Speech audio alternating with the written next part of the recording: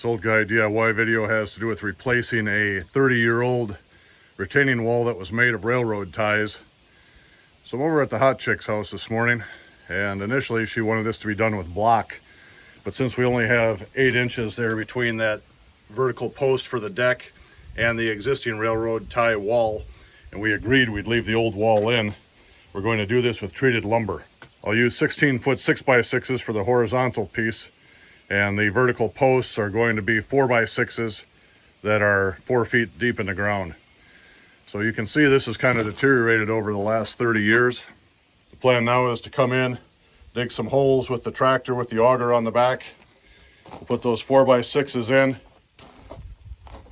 run to town, get some concrete, leave this thing sit, come back in a couple days and build a wall. Here's the auger on the back of that old Kubota. It's going to save me a couple of hours work. We were successful with 3 of 5 holes with the auger on the back of the tractor, but due to the extreme angle of the dangle, we weren't able to get in here with the auger. So now it's time to get the post hole digger and do it by hand.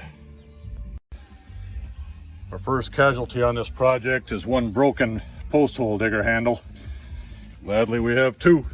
Keep on going. All right, with the help of a buddy, the hole's 48 inches deep. Now I'm going to throw a couple of softball-sized rocks in the bottom, so when the 4x6 is sitting on it, the water can run around the 4x6 instead of being trapped by the concrete on the bottom. I'll just take these 3 rocks, throw them in the bottom of the hole. Then when I'm setting the 4x6 in, I kind of tamp it a little bit, but this should allow for moisture to run away from that 4x6 instead of causing the wood to be a wick, rot the thing out from the bottom up. It's been a day and a half since we poured the concrete. Posts are in place. We have the 16-foot 6x6s, and now basically we build a little Lincoln log house. So we have the first one laid in place. We're kind of dry fitting things. By some miracle, it's level. Good for us. When it came to this end, it isn't really retaining very much. I laid the 6x6 in there and made it level. Then I measured the difference beneath it. I thought it's easier to cut wood than it is to dig that thing out and bury an extra 6x6 in there. So once I had those dimensions, I came over to this beam, and first I went through it with this Craftsman saw, and now to join the 2 parts I'm hitting it with this Milwaukee Sawzall. But you can see where my 2 cuts were here, and then I just went down through them. I cut the angled piece for the bottom, and it's level now. So I'll just drop this 16-footer on it. We'll have a little more weight. I'll do a board count, see what I have to go buy from the store, and we'll finish this wall up tomorrow.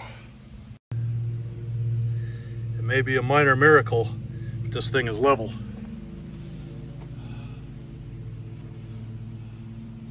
As I'm getting ready to backfill this wall, I'd like this thing to last forever. I'm trying to minimize the amount of moisture that makes it to actually contact these treated 6x6s. So I have this product. It's a slip sheet from the warehousing industry, and it's made of plastic with fiberglass hairs on one side. So I'm putting this right up against the wood, and then I'll backfill with stone.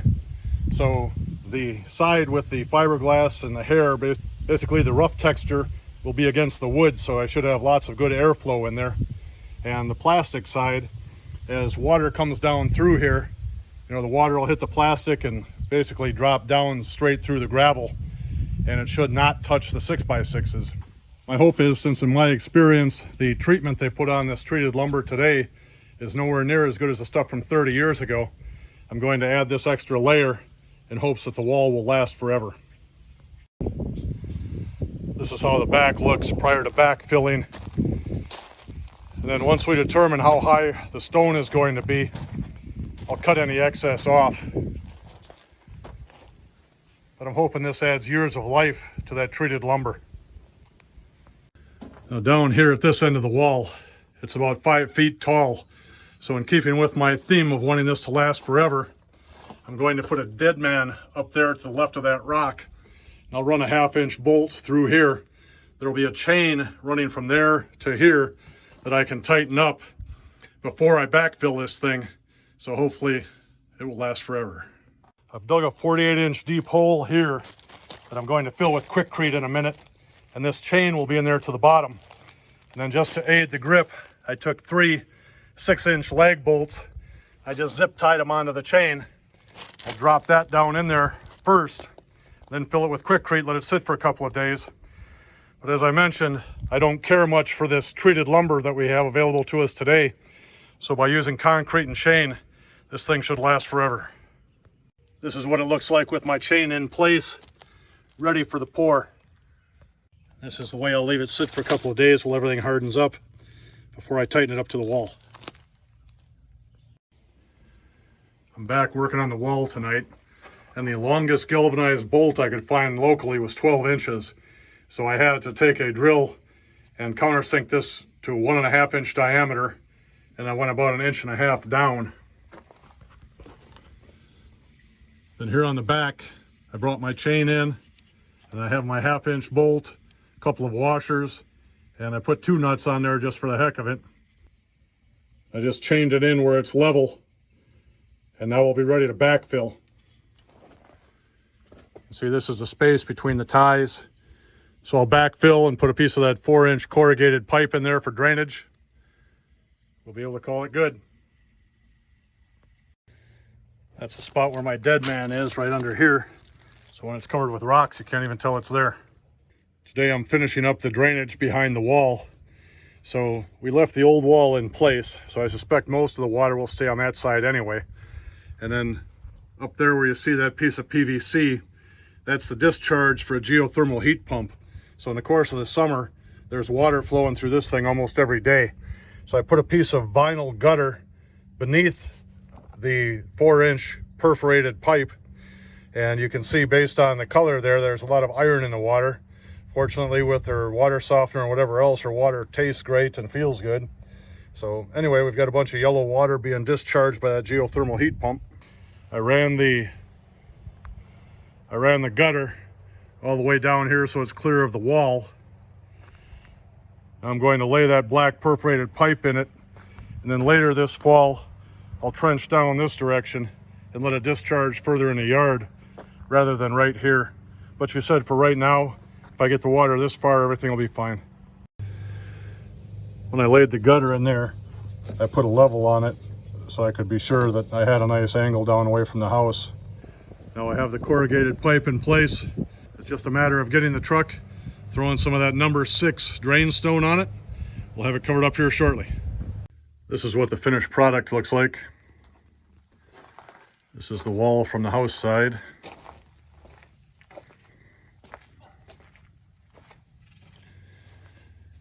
The geothermal heat pump was just on, so it discharged a bunch of water out here.